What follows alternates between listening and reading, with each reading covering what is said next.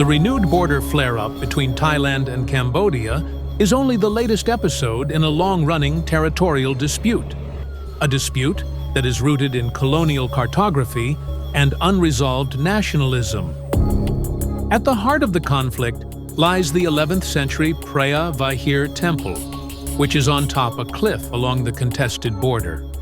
While the International Court of Justice ruled in 1962 that the temple itself belongs to Cambodia, the surrounding territory remains disputed, especially a 4.5 square kilometer area that both countries claim as their own.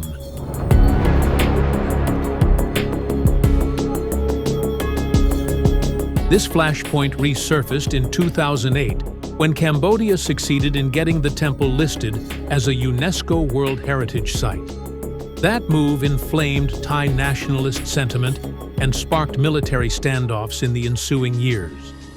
The court revisited the issue in 2013, reaffirming Cambodia's sovereignty over the temple, but not settling the status of the disputed border.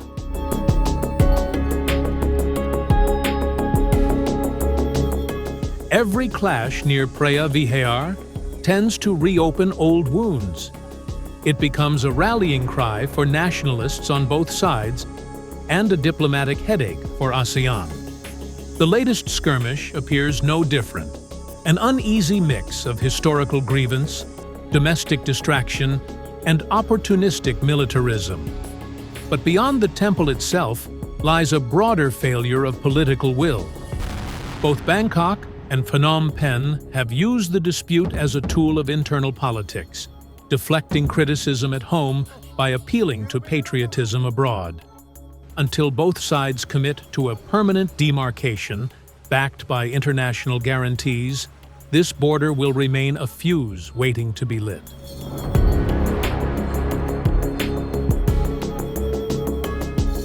A troubling pattern has emerged over the past 2 decades.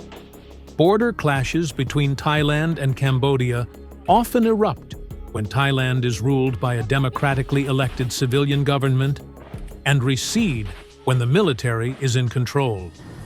The timing of the latest flare-up near Preah Vihear has prompted speculation. Is this yet another engineered crisis meant to weaken Thailand's fragile civilian leadership? Consider the 2008 to 2011 period under Prime Minister Abhisit Vejjajiva and then Prime Minister Yingluck Shinawatra. These 3 years marked by multiple deadly confrontations with Cambodia, often over the same disputed terrain. Those years were politically turbulent in Thailand, with the military looming large over civilian rule. It was during these times that border nationalism surged, fanned by royalist and right-wing factions. This political theory is not far-fetched. The Thai military has historically positioned itself as the ultimate guardian of national sovereignty. Clashes at the border serve as potent pretexts for the army to assert control, undermine elected governments, and justify interventions into civilian rule. When the military ruled directly or through a proxy, like in the years between 2014 and 2022, the border stayed relatively quiet. The current civilian coalition, under suspended PM Paetongtarn Shinawatra, faces domestic criticism and is seen as vulnerable. The border clash arrives just as opposition groups call for stronger leadership. Is the army once again maneuvering behind the scenes to reclaim political relevance?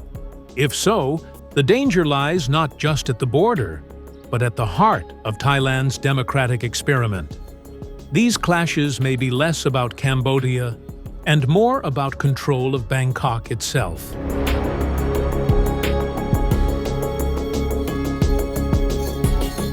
At first glance, the Thailand-Cambodia border skirmish appears to be a localized dispute over an ancient temple. But beneath the surface, it's part of a deeper regional game, one that increasingly pits China and the United States against each other in Southeast Asia. Cambodia, under both Hun Sen and now his son, Hun Manet, has drawn closer to Beijing. Thailand remains a treaty ally of Washington. albeit one that's been hedging its bets. Beijing's influence in Phnom Penh is undeniable. China is Cambodia's largest investor, donor, and strategic partner. The construction of the Ream Naval Base, widely believed to be for dual-use military purposes, has raised alarms in Washington. In contrast, Thailand has tried to balance its ties, participating in America-led military exercises like Cobra Gold, while not alienating China. While there is no evidence of direct foreign involvement in the current conflict, the geopolitical context is unmistakable. The Mekong Delta has become a chessboard of influence. Cambodia is firmly in Beijing's strategic orbit, while Thailand plays in the middle. As tensions escalate globally over Taiwan, the South China Sea, and military alliances, these smaller conflicts take on bigger meanings.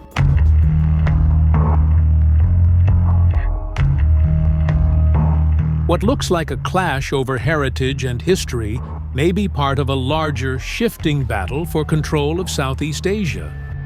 Every time a bullet is fired across the Thailand-Cambodia border, it's not just soldiers who respond. So do TV anchors, right-wing influencers, and street protesters. Nationalism sells well in Thailand's hyper-politicized media environment, and when governments are struggling domestically, the Cambodia border becomes an easy lightning rod for public outrage. The latest clash near Preah Vihear has already been picked up by nationalist groups accusing the Thai government of weakness. Thai-language media outlets are running wall-to-wall coverage of border shelling, calling for stronger military retaliation. This isn't new. In 2008 to 2011, the Yellow Shirt protests frequently cited Cambodian encroachment as a justification for their anti-government rallies. The pattern is cynical but effective. Manufacturing outrage over lost territory provides political ammunition for royalist factions and the military elite. The emotional pull of patriotism diverts attention from real economic grievances or corruption scandals. It also puts pressure on elected leaders to appear tough, often ceding foreign policy to the army.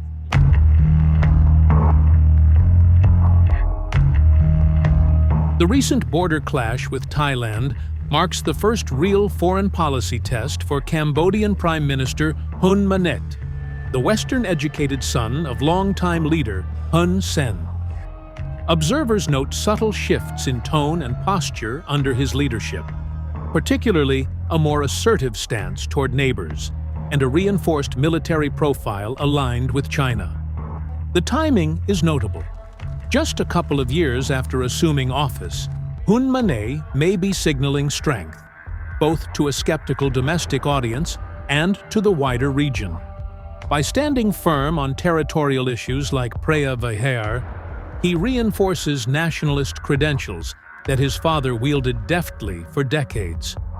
It's a classic move for a new leader: rally the nation around sovereignty, define the enemy, and consolidate power internally. But this is more than optics. Cambodia's strategic calculus has changed. The country is no longer diplomatically isolated. It has Beijing's backing fully. The military is better equipped than it was a decade ago, and Hun Manet may view the Thai civilian government as inexperienced, an opportunity to test its resolve.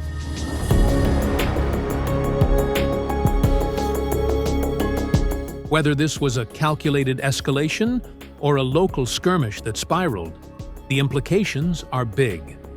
Cambodia is no longer the junior player in the bilateral equation. If Hun Manet continues to lean into border nationalism, expect more flashpoints. It could also possibly lead to a revival of Cambodia's global diplomatic campaign to internationalize the Preah Vihear issue once again. This is not just a border conflict, it's a power transition on both sides, and it's shaping the new geopolitics of Southeast Asia.